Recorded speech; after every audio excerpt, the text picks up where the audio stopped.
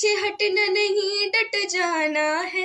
इन चोरों और लुटेरों से तूने मुल्क आजाद कराना है। तूने कौम को ऐसा जोड़ दिया, वो जो खौफ का बुत था तोड़ दिया। बस कौम की आखिरी उम्मीद है तू, बस कौम की आखिरी उम्मीद है तू।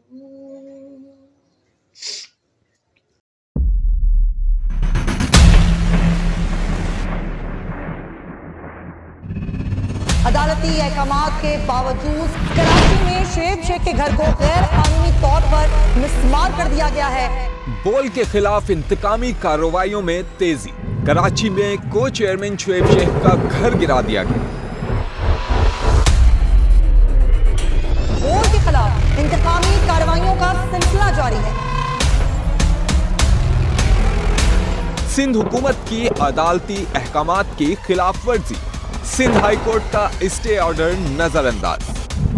सेक्रेटरी बल्दियात Najam Shah, director land Sabal Islam, director anti encroachment Imran Ahmed को नोटिस जारी। Administrator KMC director Saifur Rahman, DIG south Irfan Baloch, SSP Keamari Fida Hussain को भी फरीक बनाया गया। इससे पहले जो जुल्म के पहाड़ तोड़े गए, शोएब अहमद शेख की जबानी सुनी। 60 दिन का वक्त होता है, 102 दिन के बाद मैं जीत गया, केस भरी हो गया, 102 दिन के बाद अपील फाइल की, एक्सेप्ट कर ली। नहीं करते ना एक्सेप्ट, खत्म हो जाता ना जुल्म यार।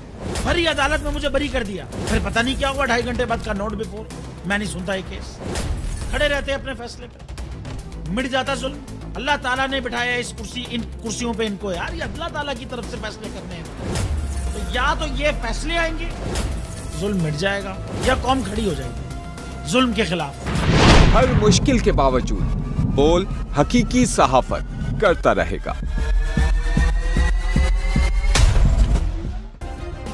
सब्सक्राइब करें और बेल दबाएं ताकि कोई खबर रह न जाए।